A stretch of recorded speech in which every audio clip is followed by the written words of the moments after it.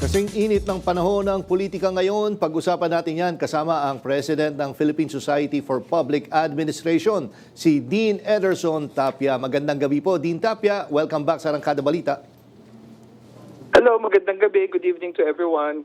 Yes, Dean. Una-una, ano masasabi mo sa every week na lang, laging may ganap dyan sa Senado?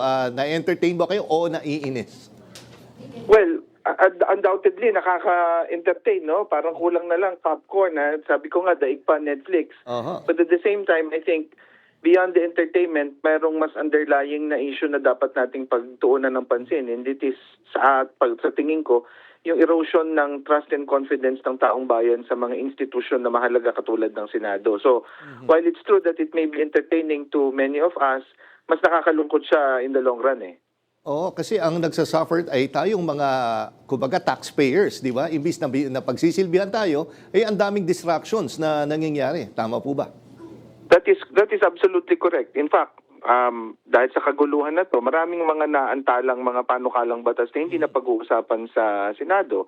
And there are a lot of problems that are still awaiting resolution on the part of the Legislative Assembly. Mga questions related to inflation, related to the economy, at mga iba pang mga mas makahalagang issue na dapat sana pinagtutuunan na ng pansin ng mga senador. And Dean, sa tingin mo, kasi kung mapapanood mo yung video nung walkout, ay nagsasalita noon ay si Senate President Alan Peter Cayetano at bigla nag-alisan yung minority. What does that say pagdating sa leadership ni Senator Cayetano? Kumbaga, kayo ba yan? Yung respeto, wala doon sa kanya. Quite obvious, no?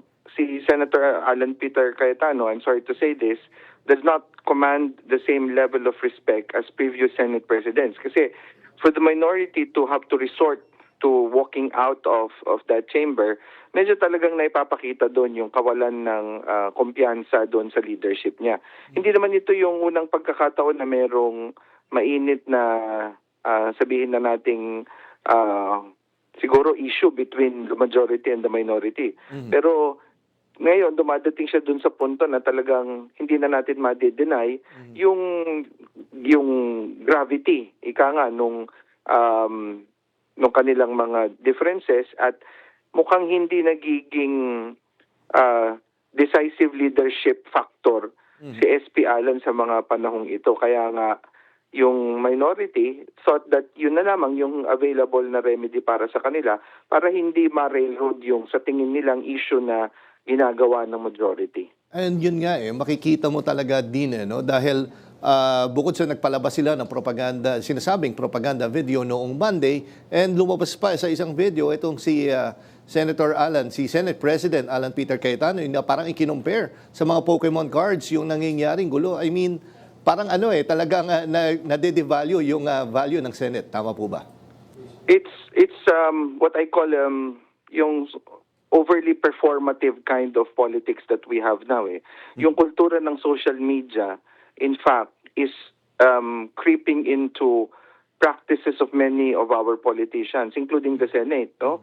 Kaya nga, bukod dyan sa Pokemon cards, Pokemon references na yan, na ginawa mismo ng ikatlong pinakamataas na opisyal ng bansa, nung nagkaroon ng barilan sa Senado, many of the majority senators went on Facebook Live para bang i-report kung, I mean, it violates logic to me. Kasi kung merong ganong klaseng, panganib na hinaharap kayo, the first instinct that is expected of you would be to secure your person, to secure the people who are under your care. Hindi yung mag-Facebook live ka at mag-agitate pa ng mga taong bayan na aarestuhin na daw sila. So it's nakakalungkot talaga kung akong tatanungin. Actually, yun nga din no? Pag nanood ka or pag nag-analyze ka dapat sa security protocols, pag nagkaroon na isang gulo na gano'n, dapat nga hindi sila magkakasama sa isang kwarto dahil nalalagay sila sa alanganin na sabay-sabay. Tama po. That is correct. Kasi if there is an active threat, syempre, dapat mo nang gawin is you go and secure yourself, go for safety, and definitely not go on Facebook Live. It's hindi siya hindi siya, it violates logic for me, no? Sabi nung iba, kasi humihingi ng tulong. Hindi ganun yun eh. They were obviously appealing to a certain segment of our society to agitate certain certain sets of people. Kaya I'm very interested to find out kung ano yung magiging resulta ng investigasyon dun sa nangyari sa Senado nung gabing yun. And ito nga ano masasabi mo siguro sa kumbaga yung respeto, kumbaga magkakaroon tayo ng gauge 1 to 10, nasaan yung respeto ngayon ng taong bayan sa Senado? So napapanood nila ngayon? Well, binanggit ko din ito, kaya kakalungkot, no? Siguro kasi I'm very traditional in this sense na na-witness ko pa yung Senado na merong mga apelyidong Salonga, Pimentel, yung mga ganon, no? Very respected individuals at wala na tayong nakikitang ganyan eh. Doon sa siguro kung bibigyan natin ng score between 1 to 10, mas malapit siya sa 0 eh. So lahat ng mga ginawang kontribusyon nung mga nabanggit kong mga pangalan, maliban pa kila Salonga, kila Jose W. Jocno at kung sino-sino pa, napakalaki nung kailangang bawiin nung current na Senado at yung mga future pang Senado para maibangon yung dangal na sa tingin ko nawala because of this series of events in the Senate. Huling tanong na lang po, isingit ko lang po ito. Tingin nyo isang change sa leadership, kahit paano maibabalik ba yung tiwala o respeto sa Senado o hindi po ito ganong kabilis sa solusyon? Well, I think that's a good start.